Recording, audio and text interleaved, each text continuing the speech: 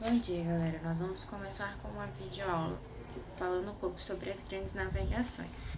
O que acontece? Nós falarmos logo dos reinos e impérios africanos, nós precisamos dar uma revisão nas grandes navegações. Como chegou a Europa chegou na África. Como nós vimos em sala de aula, o Renascimento ele veio para marcar a passagem da Idade Média para a Idade Moderna. Lembra daquela divisãozinha que nós estudamos no início do ano? Pois então, o que marca a passagem da Idade Média para a Idade Moderna é o Renascimento. Lembra o que é o Renascimento? É o movimento cultural, científico, econômico, histórico e etc. que transformou, veio para renascer alguns costumes da antiguidade clássica para a sociedade após a peste negra, tá? Todo mundo lembra disso. Lembra que a gente analisou a Mona Lisa, de Leonardo da Vinci, que foi um dos principais gênios.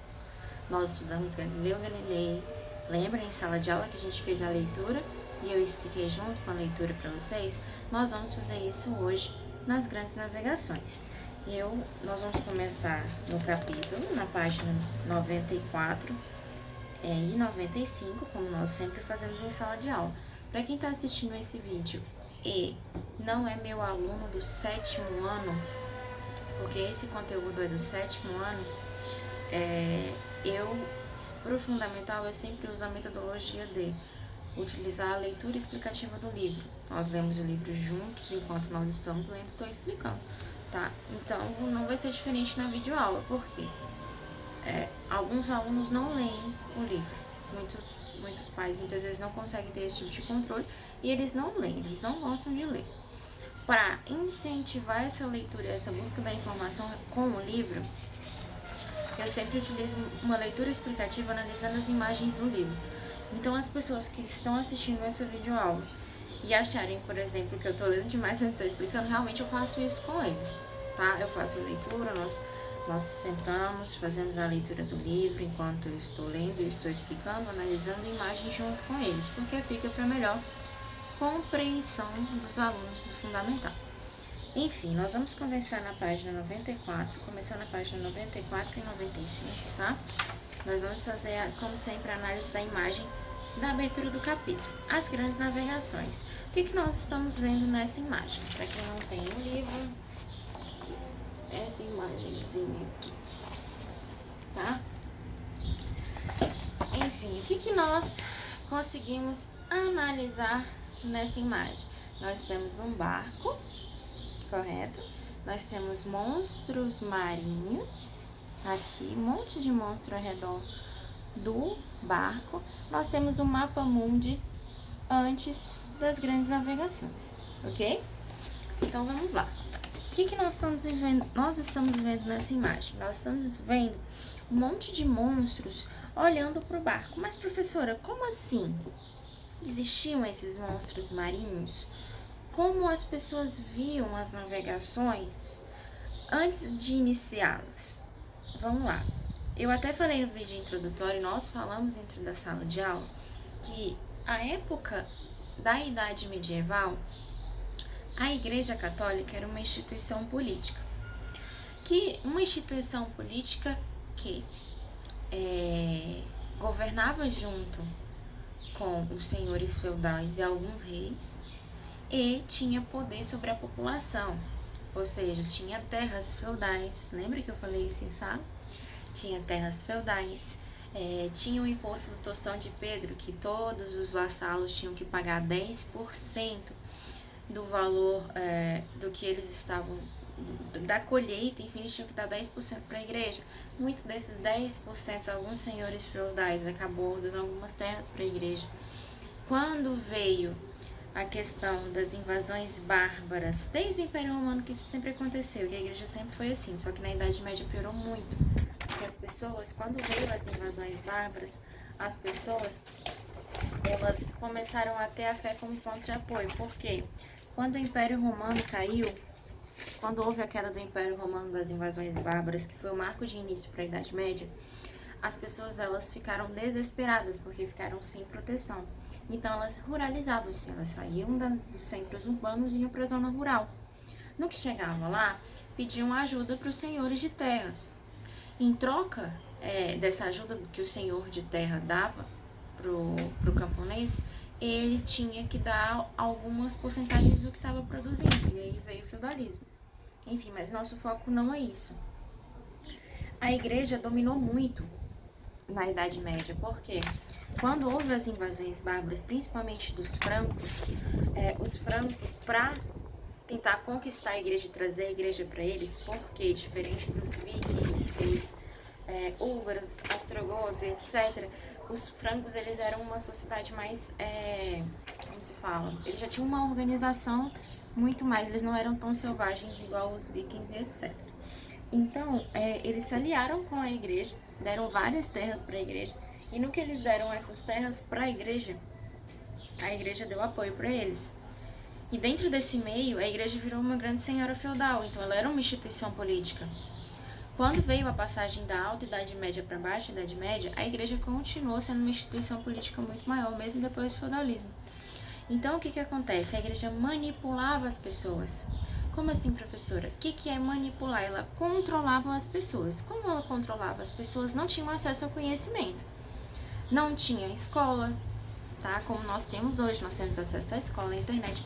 Nós estamos falando em um mundo que não existia isso. Um mundo que era governado por pessoas que tinham propriedade de terras, tá? Inclusive a igreja.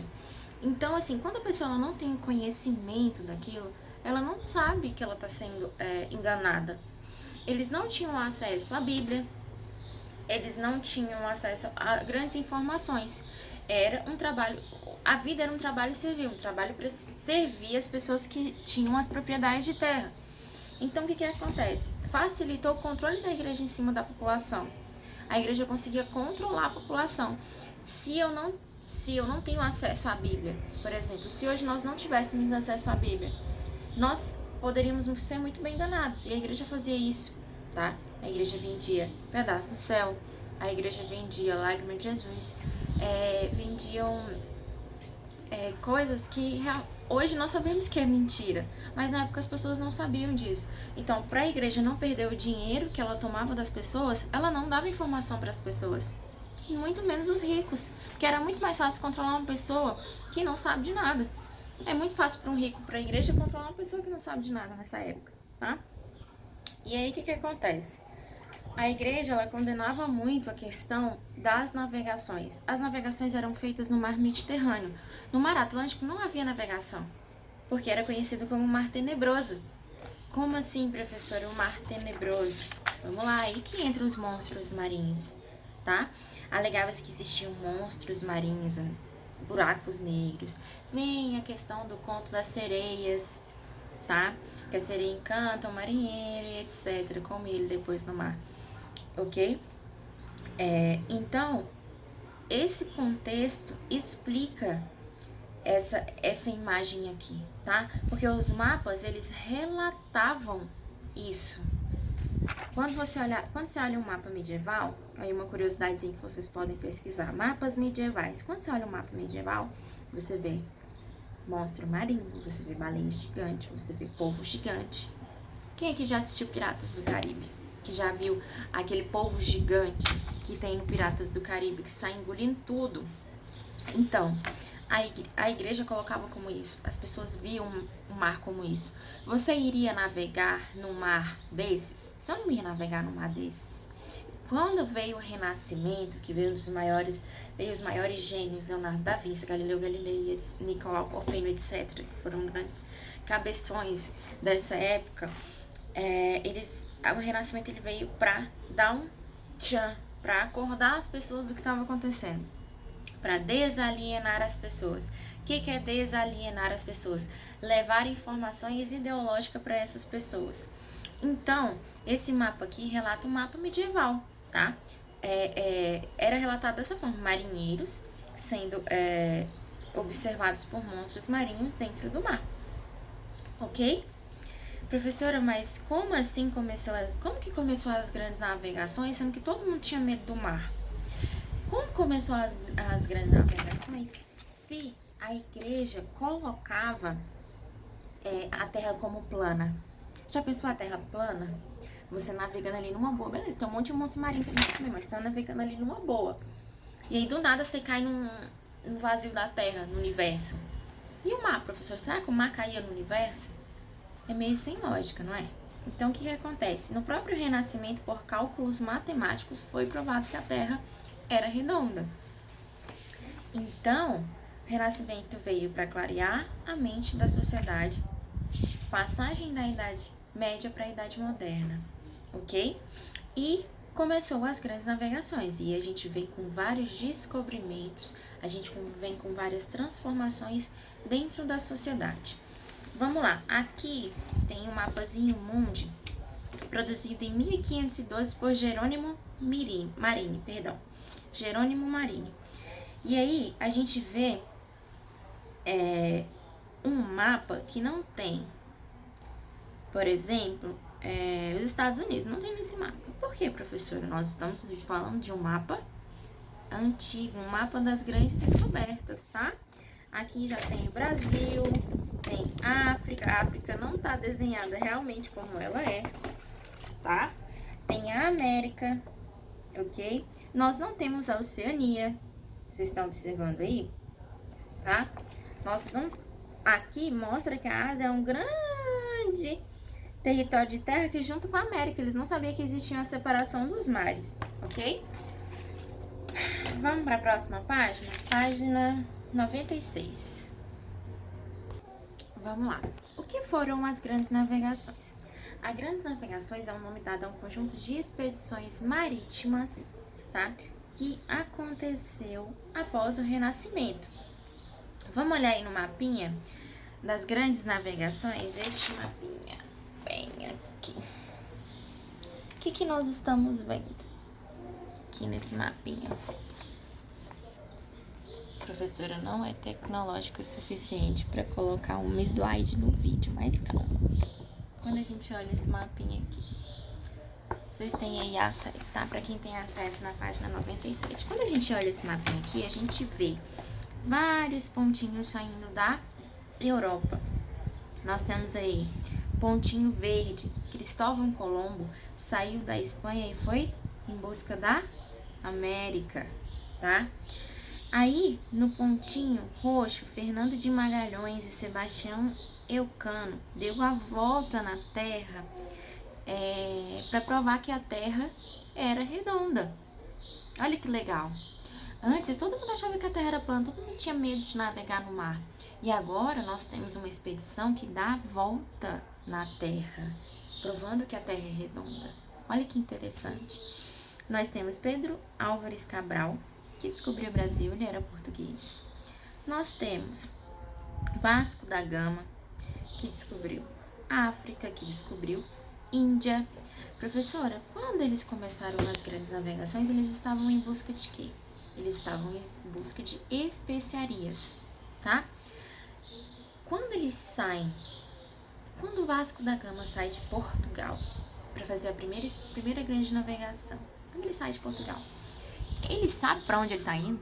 Ele tem a localização da Índia? Será que ele tem a localização da Índia? Claro que não. Ele está saindo em mar aberto, em busca de especiarias. Ele não sabe qual é, para onde ele vai, qual é a direção que ele vai. Ele está só indo mar adentro, perdão. E aí, o que acontece? Quando ele sai, professora, mas e se não tivesse terra nenhuma? Eles levaram comida e água suficiente para isso? Também tinham medo do desconhecido. Nas primeiras grandes navegações, foram poucas pessoas que se aventuraram a isso. Porque tinham medo do desconhecido, tinham medo dos povos gigantes, dos dragões, etc., marinhos. E Vasco da Gama, ele chegou primeiro ao norte da África, tá? Para tentar, achando que tinha chegado na Índia. A África foi descoberta acidentalmente, tentando descobrir aonde é a Índia. Ele foi circulando a África até ele conseguir chegar na Índia, tá? Vamos aí para a página 97. Formação dos Estados modernos. O que acontece? A formação dos Estados modernos, ela se deu pelas grandes navegações, ok? Por quê? Vamos lá.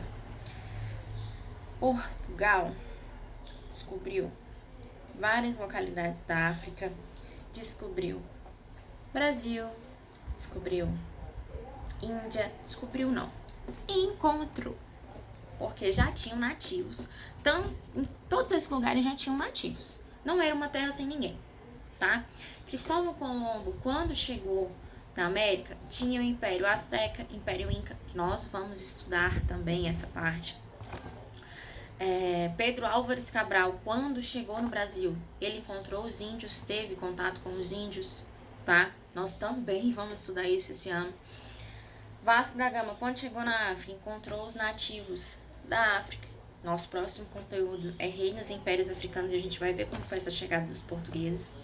Quando Vasco da Gama chegou na Índia, já tinham pessoas, já tinham indianos na Índia, já tinham nativos na Índia. Então, assim, os europeus, quando eles começaram as grandes navegações, eles nem sabiam que existia essa terra. E, de repente, eles se deparam até com sociedades já formadas. Como foi essa conquista? Nós vamos estudar nos próximos meses, tá? Se Deus quiser, presencialmente. E aí a gente vem com a formação dos Estados modernos. Como é a formação dos Estados modernos? Vamos fazer a leitura? Na página 98. No século XV, em razão do aumento das trocas comerciais, muitas cidades europeias passaram por um momento de grande crescimento. Desse modo, as relações feudais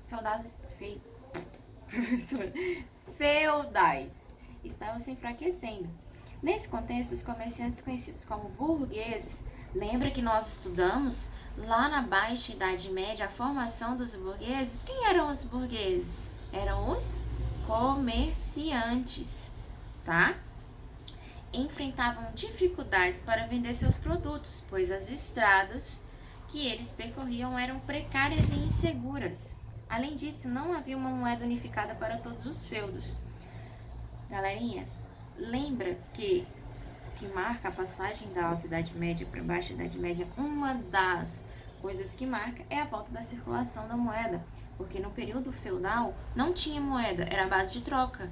Como iria ter moeda com invasões bárbaras? Lembra disso que eu falei em sala de aula? Para intensificar as relações comerciais, os reis financiaram a construção de novas estradas e garantiam a segurança. Então, o que os reis fizeram?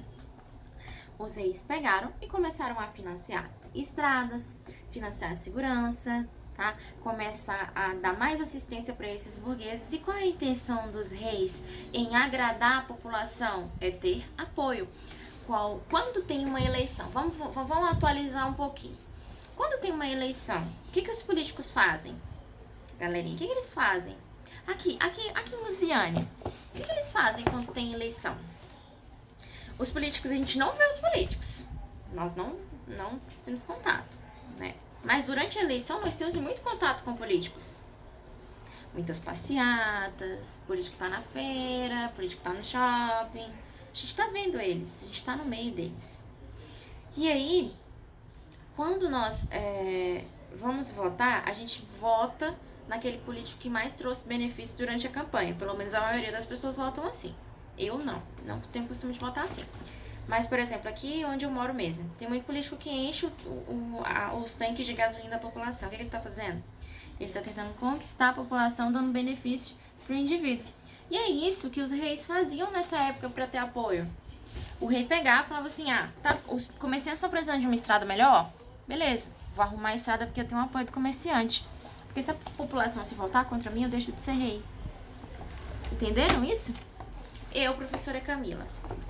Muitos alunos, a gente tem uma ótima relação dentro de sala de aula. Vocês gostam muito de mim e eu gosto muito de vocês, é recíproco. E aí, o que acontece? Vamos lá. Se eu fosse uma professora que não trouxesse benefício para vocês, se eu fosse uma professora ditatorial que chegasse, mandasse acabou, é do meu jeito, o que ia acontecer? Automaticamente vocês não iam gostar de mim. Automaticamente vocês não iam querer assistir a minha aula. Então, quando eu, professora, chego aberta ao conhecimento para vocês, porque a gente conversa, a gente senta, a gente faz exercícios juntos, Nós fazemos as coisas juntos, democraticamente. O que é democrático mesmo? Todo mundo participa e todo mundo escolhe. Vocês vão gostar da minha aula, vocês não vão reclamar, vocês não vão querer que eu saia. E era isso que os reis faziam. Agradava a população para conseguir ter o apoio da população. Entenderam? Mais poder ao rei. Os comerciantes apoiaram os reis, pois as mudanças promovidas por eles estimulavam as relações comerciais. Os nobres, apesar de se enfraquecerem com essas mudanças, também apoiaram os reis, pois mantinham muitos privilégios, como a isenção de pagamento de impostos e recebimento de pensões. Então, nós já estamos vendo outro tipo de formação populacional, um pouco diferente da Idade Média. Nós temos aqui 3 classes, tá? Que nós vamos estudar mais profundamente lá na frente. Nós temos o rei, soberano a todo mundo. Nós temos o clero. O que é o clero mesmo, que eu já expliquei? É a igreja, representantes da igreja. Nós temos a nobreza. Nós temos, quem é a nobreza? Família do rei, pessoas que têm dinheiro, pessoas que têm influência. Então, nobreza. Vem burgueses. Quem eram os burgueses? Os comerciantes. Embaixo nós temos os camponeses, tá? Nós temos aqui, ó, a piramidezinha. Vai ficar uma bosta aqui, mas tudo bem. Eu vou tentar disponibilizar uma foto de uma pirâmide pra vocês, tá? O apoio da burguesia e da nobreza fortaleceu o poder dos reis e possibilitou a centralização política dos reinos, que foram se constituindo em estados, ou seja, grandes extensões territoriais que tinham suas próprias leis e um governo forte e centralizado. O que nós tínhamos na Idade Média? Um governo descentralizado. Cada feudo mandava da forma que queria. Cada senhor feudal mandava da forma que queria no seu determinado território. Não tinha um poder central, leis que colocavam uma cidade. Nós estudamos a formação das cidades na Baixa Idade Média e já começou a ter centralização aonde? Em uma pessoa só, no rei, tá? Essa centralização possibilitou aos reis investir seus recursos na procura de novos territórios e riquezas, como a exploração das colônias recém-descobertas, explorar ouro, especiarias, incentivando navegações marítimas no século XV. Nós temos as fotinhas aí, ó, de um monte de índiozinho lá em Barcelona, que fotinha, ver se vocês conseguem ver a fotinha. Tá vendo? E aí, o que acontece? Nós temos um monte de índiozinho levando especiarias para quem? Para os reis. Essa é a maior representação do que estava acontecendo, tá? Ó, o índiozinho, né, com as peninhas do índio, um monte de nobre do lado aí. E nós temos as especiarias. O navegador que trouxe, todo mundo trouxe, não é trouxe, lembra? Trouxe um monte de especiaria, um monte de índio pro rei. Aí nós temos, ó, representação do navegante Cristóvão Colombo sendo recebido pelos reis espanhóis Fernando de Aragão e Isabel I de Castela, que investiram recursos para a realização das explorações marítimas do século XV. Detalhe de pintura de azulejo na Plaza de Espanha, em Sevilha, Espanha, século XX. Tá? Vamos lá. Nós vamos falar agora do Estado Moderno Português, na página 99. Como assim Estado Moderno Português, professora? Nós vamos ver como foi a formação de Portugal. Peraí, professora, eu vou estar confundindo a minha cabeça. Portugal já não era formado? Então, Portugal já era formado, sim. nas grandes navegações, já era um estado unificado, já era um reino, tá? E a Espanha também, ok? O que nós estudamos depois das grandes navegações? A formação de Portugal, porque na Idade Média nós estudamos mais as questões da Europa Central ali, mesmo Portugal e Espanha. Só que nós estudamos as formações nas cidades. A gente estuda a formação dos estados modernos que vieram na época moderna depois, tá?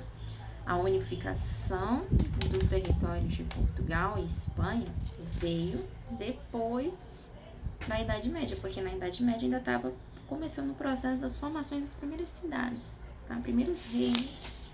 Então vamos lá?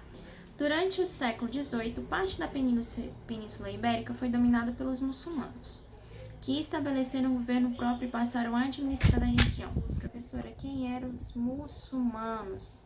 Que nunca ouvi falar disso. Já no jornal, você já ouviu falar de muçulmano, na internet, ataques terroristas e etc. Nós já ouvimos essa palavra. Professora, você está associando muçulmano a um ataque terrorista? Gente, não estou discriminando a religião. Estou falando que muitas vezes vem dos muçulmanos. Muçulmanos são chamados adeptos ao islamismo. O que é o islamismo? É uma religião do Oriente Médio que surgiu durante a Idade Média. Nós vamos estudar isso um pouco mais à frente na história das religiões, ok? Os cristãos que ocupam... Então, os muçulmanos, quem são os muçulmanos? São adeptos à fé islâmica. O que acontece? Vou dar só um pouco de uma síntese sobre o islamismo. O que é síntese? Lembra? Um resumo. Então, o islamismo é uma doutrina que surgiu durante a Idade Média. As cruzadas, lembra que nós estudamos? Foi contra. Muitas das cruzadas foram contra os muçulmanos, que são as pessoas adeptas ao islamismo. Quando Maomé foi o que fundou o islamismo. Quando Maomé ele começou a propagar a fé islâmica, ele começou a conquistar territórios. Porque dentro do islamismo tem uma prática chamada de jihad.